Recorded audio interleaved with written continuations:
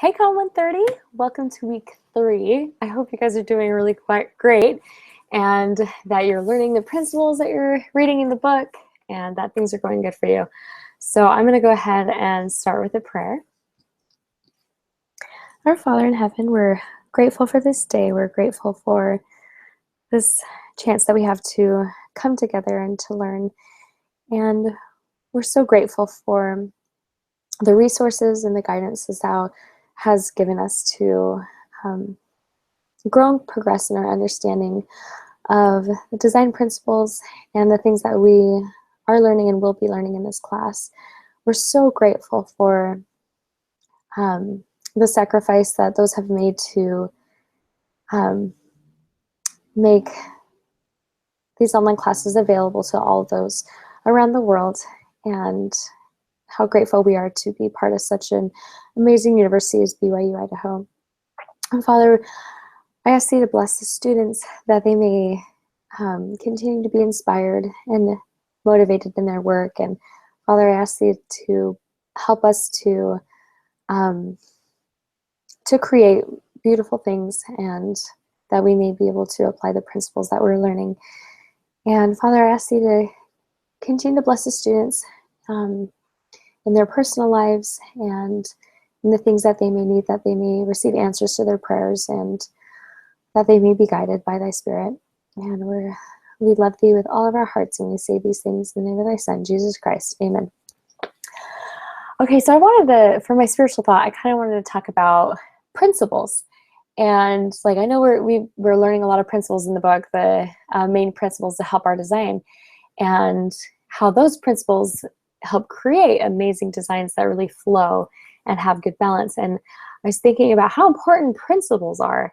And, you think about the principles of the gospel and the things that that we learn from Christ and from our Heavenly Father and at church, and the scriptures, and all those amazing resources that we have to learn the principles of the gospel. And how, as we follow those principles of the gospel in our lives, that we find more balance and flow and purpose. And so I just kind of wanted to talk about that and kind of tie in the similarities of how important principles are. And as we apply those principles that you are learning in the book, you'll be able to create beautiful things in your work. They'll be balanced and flow, and everything is organized into a certain place and aligned and things like that. And lastly, I was thinking about how all these principles, especially the principles of the gospel, and how as we follow those principles, not only do we find balance and peace and things like that, but we find true happiness. And because the Heavenly Father knows what we need to be doing and what we need in order to be happy. And so with that, as we follow those principles, I'm going to share a couple quotes on happiness. And yeah, okay, here we go. So Gordon B. Hinckley once said, "Keep trying, be believing, be happy. Don't get discouraged. Everything will work out." So that's from President Hinckley. And I love that quote, as we apply those principles and as we continue growing and progressing, to not get discouraged, because everything will work out, especially, when we hit bumps in the road. The other quote is by President Thomas S. Monson, and he says, "You don't find the happy life, you make it." And so I love that, because it ties into not only applying those principles in our lives of making a good life, but also we're able to create amazing things. And you guys are able to create incredible things in our class throughout the course. So I just want you to keep in mind that all these principles lead up to happiness, to a good grade. But no, ultimately, that we can be close with our Heavenly Father, because He wants us to be happy. And remembering that that's one of the greatest commandments that He has given us. Well, it's one of those commandments that we break often. So anyway, I just wanted to just share that with you, and know that those principles and the things that we learn lead to happiness. So, okay, I say that in the name of Jesus Christ, amen. And let's go ahead. I'm going to do a couple things in this video. Let's see. I'm going to share my screen. And then before we go into that, let's go into week 3. I do want to just send a little reminder of make sure that you are participating in our discussions. If you have any questions or you want to share what you're learning, make sure that you go into whatever week we're on and then the discussion and questions and read through that and comment on each other's. Like I want, it would be awesome if we can do like, discussions and conversations and talk about what we're all learning. That would be great. And then, yeah, so we're going to go ahead and go into week 3. Week 3, we're going to talk about typography, and I'm going to go over that a little bit more in this video. But like I said, so you want to have your Facebook group participation. Make sure you have that. And this week, you're going to be doing your reading quiz, chapters 9 through 12, which is all about typography. And then the assignment that's due on Saturday is the typography reverse engineer post. One thing I want to remind everybody is when you find like an ad or, to do your drawovers, please make sure that you use BYU Idaho appropriate materials. And if, so anyway, that's all I ask. Make sure it's, modest and clean and things like that. So you're going to be doing, here's the drawover instruction video if you have questions with that, and then the blog post creation with your WordPress if you have any questions with WordPress. So you're going to choose, you're going to find a design to critique, and you're going to do that online. So you just, find any ad or any design that you can critique. But like I said, BYU Idaho appropriate. And then you're going to be able to, talk about the typefaces that you see and kind of go over that.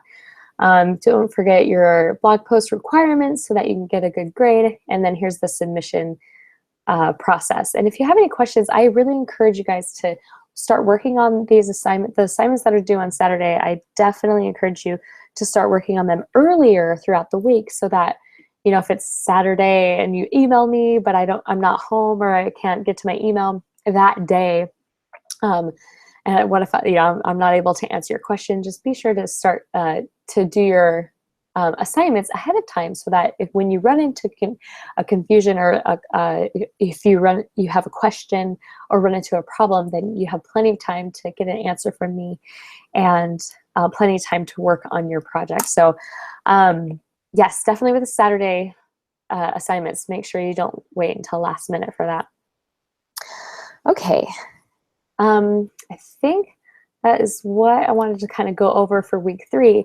And now for the rest of the video, I'm going to kind of show you some pretty awesome tricks about color. And I'm going to talk, so I'm going to go over color just a little bit. And then I'm going to talk about typography and some tips and tricks that'll kind of help you be successful. So if you come down here into week 2 discussions and questions, I have actually posted a website right here. It's the color.adobe.com website.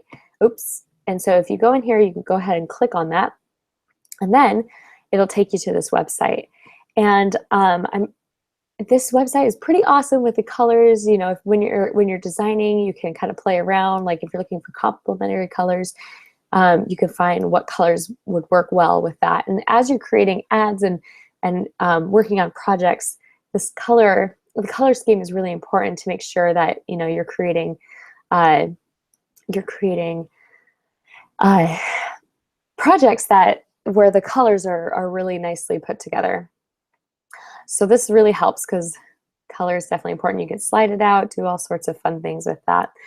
And then, you have let's see, you can find it, if you scroll down, you can kind of see different ways that you can see which colors look really well together. Compound, here we go. Yeah, so I just wanted to show you that really fast. The other thing I wanted to show you, back up, really small. The other thing that I wanted to show you that is, well, before I do that, so this is under the Create tab that you can do that. The other one is Explore. So here's already a bunch of color schemes put together. And you can click on it, you can save it, you can do, you can find a good color scheme and maybe, edit copy, and then it shows you exactly what the colors are. And the cool thing about down here, as we dive into Photoshop, these little numbers will make a little bit more sense, but these numbers line up to the ones in Photoshop. So you can literally copy this number to get this color into Photoshop. So anyway, that's a little down the road, but I wanted to show you one of my favorite things. So make sure you're in your Create tab. And right here it says, the little camera button, it says Create from Image.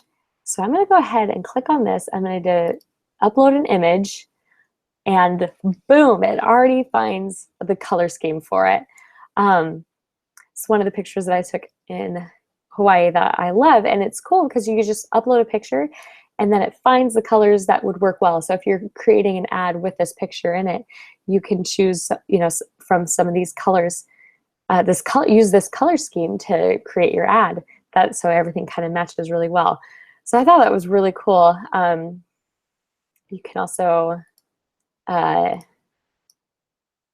could try all sorts of different things, but this is just a really amazing tool that you can use while you're creating things as you're looking for colors, because you want to make sure that the colors go well with the picture.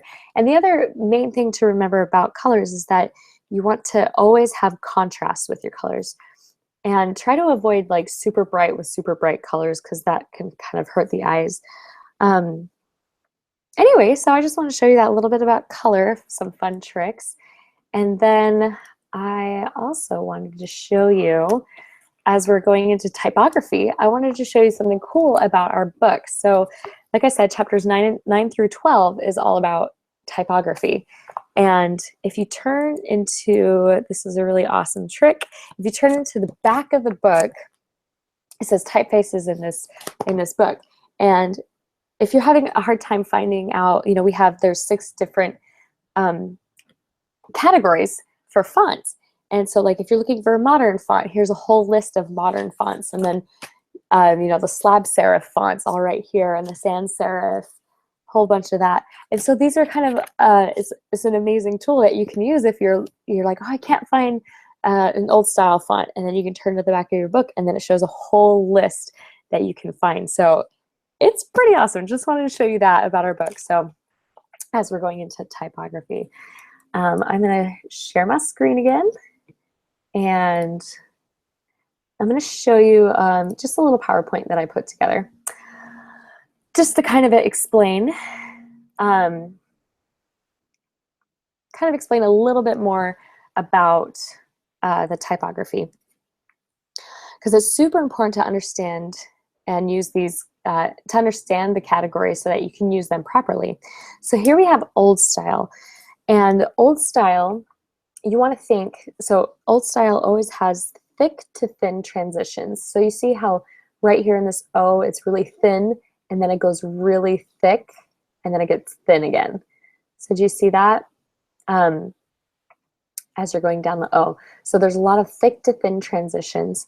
The other thing is old style always has serifs, and serif is, this little added extra part onto the letters. So we have like, on the L, the top of the L, we have this little extra thing right here, right there, and it's kind of all, you can kind of see on the Y's, you see it all throughout the font. Now the serifs, it's little lines, that's what it is, little lines into the font. And with old style, it's more of like, you're looking for slanted serifs, so you can see how they're slanted, and they gradually go into the font, so they start to blend. So that's the biggest thing with old style, is thick to thin transition for overall, and then the serifs, the little lines in the font, are slanted and they blend through. Now old style is really good for body copy because it's easy to read. So that's something, so that's just a review, something to remember about old style. And then next is modern. Now, modern is way more dramatic, the transition. So see how it's really, really thin and then super thick, super dramatic, and then really, really thin and super thick. So you know it's a modern font when the thick to thinness are really dramatic and radical. And then the serifs, the little lines that are going across, are horizontal and they're really thin.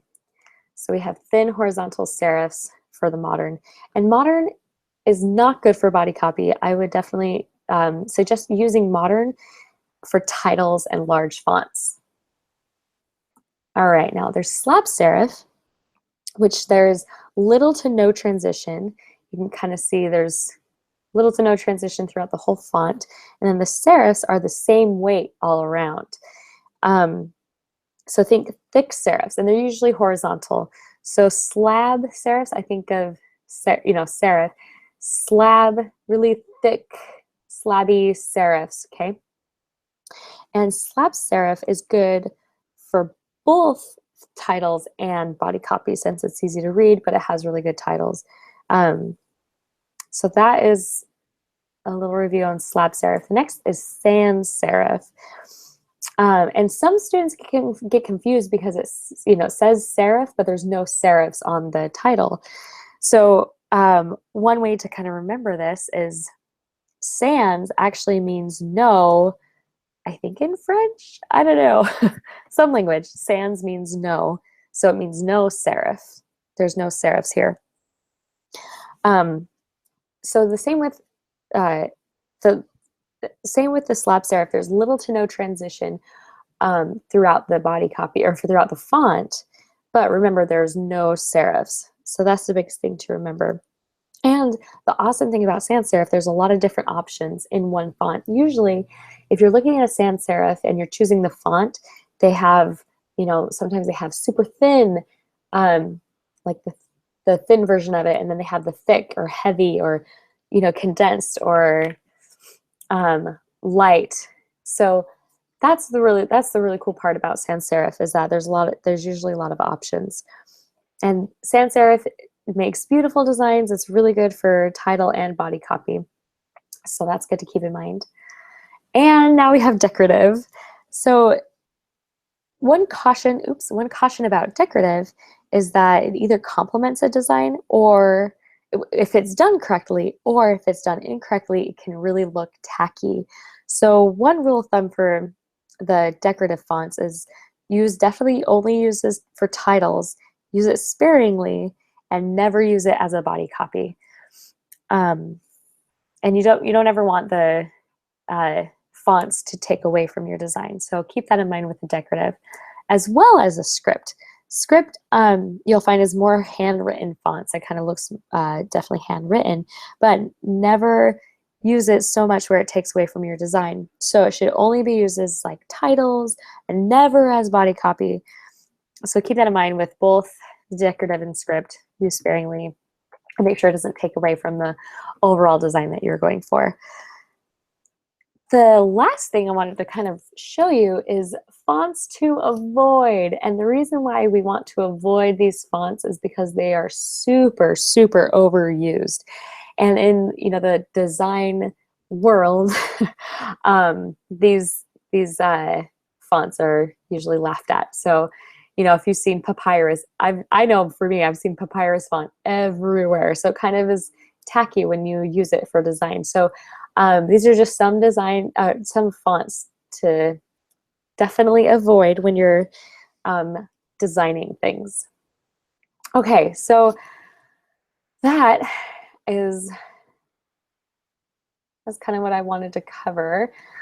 And then, yeah, like I said, just make sure that you're really utilizing your the Facebook page, the questions. If you have questions, put it into the questions and discussion tab, and share with everybody what you're learning. And you guys are doing great. I love seeing your work. Let's see, I'm gonna go ahead and stop sharing. Yeah, so you guys are doing great, and I hope you guys are enjoying this class. It's really fun. We're starting to dive in. And like I said, typography is super, super important. So if you have any questions of what font to use, and a lot of our designs that like a lot of good designs that you'll notice is that they use contrasting fonts. Like the title is a certain font, and then the body copy is another font. So I'm so excited to see more of your work. And if you guys have any questions, please let me know. If you're struggling or feel lost at all, feel free to reach out to me. I love meeting students in my office hours. And I hope you guys are doing a great job. So have a good week. I'll talk to you later.